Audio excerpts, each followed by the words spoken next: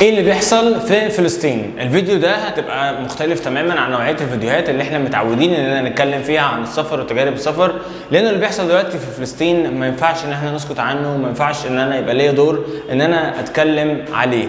فلسطين الموضوع ببساطه هو ان فلسطين بقالها 70 سنه بلد قررت ان هي تتحرر بعد 70 سنه، بعد 70 سنه من الاحتلال، بعد 70 سنه والبلد بتتشتت، وكل يوم ناس بتموت، اهالي بيتشتتوا، عائلات بتتفرق، كل يوم شباب بيطلع جديد فلسطينيين مش بيلاقوا ارضهم ومش عارفين يعيشوا في ارضهم، فبيضطروا ان هم يسافروا حوالين العالم، وبيضطروا ان هم يلاقوا اي مكان يقدروا ان هم يشتغلوا فيه او يقدروا ان هم يبداوا فيه حياتهم، لان بلدهم للاسف محتله، وبلدهم للاسف في عدو موجود فيها وقرر ان هو يستوطن فيها وقرر ان هو يعيش فيها.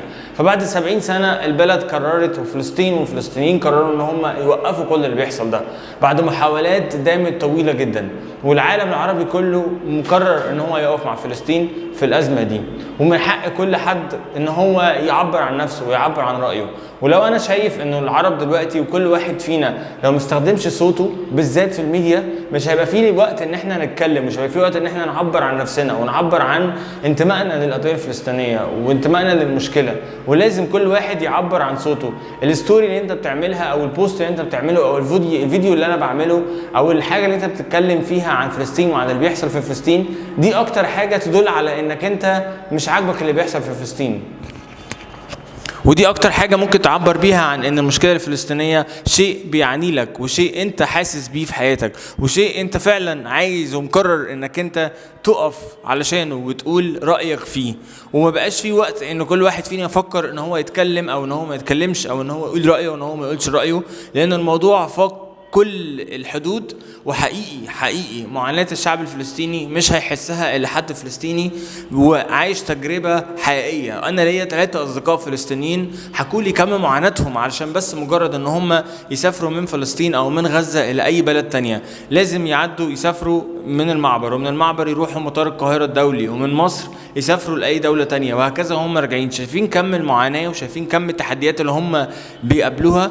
حقيقي دعم لكل واحد فلسطيني ولكل واحد بيحاول ان هو يدافع عن بلده وعن ارضه. اهل فلسطينيين بيدوا درس للعالم كله في الشجاعة، في الاصرار، في حب البلد وحب الوطن. وبجد الله يرحم كل شهيد، الله يرحم كل شهيد، الله يرحم كل شهيد. ولا تحسبون الذين قتلوا في سبيل الله امواتا بل احياء عند ربهم يرزقون ولكن لا تشعرون. صدق الله العظيم. احياء عند ربهم. فالله يرحم كل شهيد، والله يقوي كل واحد فلسطيني وكل واحدة فلسطينية موجودين دلوقتي في فلسطين. بإذن الله فلسطين حرة، بإذن الله فلسطين حرة. طيب احنا ايه دورنا في اللي بيحصل، وازاي ان احنا نواجه اللي بيحصل ده؟ احسن حل وافضل حل بدل ما نشوف الاخبار وننشر في الاخبار اللي احنا اوريدي عارفينها كلنا، ان احنا نحاول بقدر الامكان ان احنا ندعم بكل شيء وباي شيء نقدر ان احنا نعمله. كل واحد فينا ممكن يدعم باي شيء. دلوقتي في حملات تبرع كتير جدا جدا جدا، زي بنك الطعام المصري، زي بنك الكساء المصري، زي مؤسسة الهلال الاحمر المصرية، كلهم ليهم حسابات في البنوك. هسيب لكم حسابات بنوكهم في اللينك في الديسكريبشن او في الديسكريبشن عشان تتواصلوا معاهم او تحولوا عن طريق الحسابات بتاعتهم في البنوك على طول. دي احسن طريقه وابلغ طريقه تقدر انك انت تساعد بيها وتدعم بيها شعب فلسطين.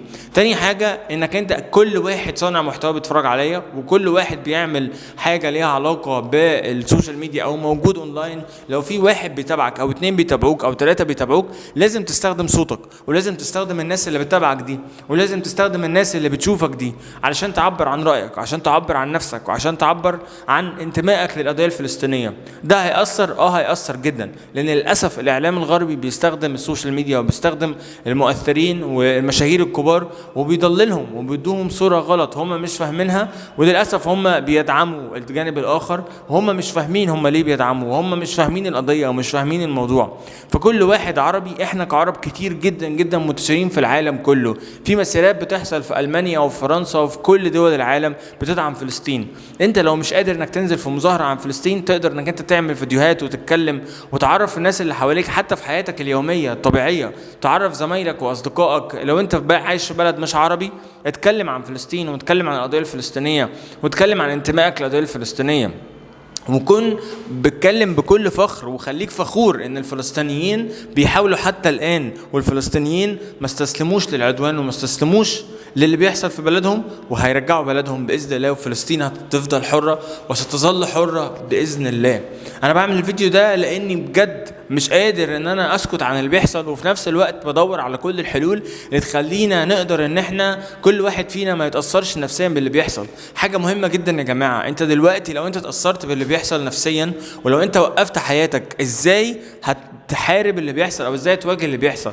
كل واحد فيكم بيتفرج عليا دورك انك تواجه اللي بيحصل بانك تفضل مكمل في حياتك. اللي في المدرسه يفضل يروح ويشتغل ويفضل يعبر عن رايه ويفضل يشتغل عشان يبقى عربي ويحمي بلده ويدافع عن فلسطين. كل واحد في شغله وكل واحد في مجاله. ما ينفعش ان احنا نوقف حياتنا ونوقف شغلنا ونوقف روتين حياتنا ونقول ان احنا بنتعاطف مع القضيه الفلسطينيه. تعاطفنا مع القضيه الفلسطينيه يبقى على ارض الواقع. كل واحد في اي بلد مش عربي يعبر عن نفسه ويعبر عن رايه ويقول عن القضيه الفلسطينيه ويتكلم عن كونه عربي وكونه فلسطيني وفخره بانه فلسطيني. ده اللي انت تقدر ان انت تدعم بيه القضيه الفلسطينيه بجد. محدش يا جماعه، للاسف الاخبار وقفت يعني بتاثر علينا كلنا نفسيا بشكل رهيب، على تصرفاتنا وعلى نفسيتنا. لما كل يوم تصحى على جرائم وحاجات بشعه، قتل وحاجات ما حدش يقدر يستحملها. ما تضغطوش نفسكم بالاخبار، حاولوا على ارض الواقع ان انتوا يعني تدعموا الموضوع وتعملوا كل شيء في امكانكم ان انتوا تعملوه على ارض الواقع. التبرع، تتكلم عن بلدك، تتكلم عن فلسطين واللي بيحصل فيها، انك تكمل في مجالك وتنجح في مجالك، ده في حد ذاته ان انت كده بتدعم القضيه الفلسطينيه بطريقه او بالتانيه. كل واحد يكمل في حياته وكل واحد يكمل في شغله، وان شاء الله ان شاء الله ان شاء الله اللي بيحصل ده هينتهي، وان شاء الله فلسطين حرة، وان شاء الله نعمل فلوجز ونعمل فيديوز من القدس باذن الله ومن فلسطين، وان شاء الله ربنا يقدرنا ان احنا نعمل كده باذن الله.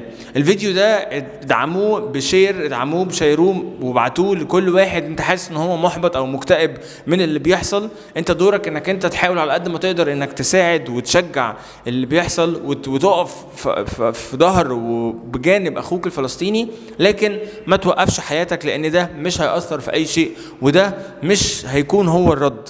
ادعموا القضيه الفلسطينيه، فلسطين حره وستظل حره باذن الله. لازم كل واحد يكمل في حياته. ادعموا الفيديو ده بشير وابعتوه لكل واحد محتاج ان هو يسمعه. وان شاء الله هفكركم بالفيديو ده لما نكون في فلسطين ونصور في فلسطين ونصور في القدس باذن الله. استنوا الفيديوز الجايه تكون كلها افضل واقوى باذن الله. انا سليم. ادعموا الفيديو واشتركوا في القناه واشوفكم الفيديو الجاي. سلامكم الله.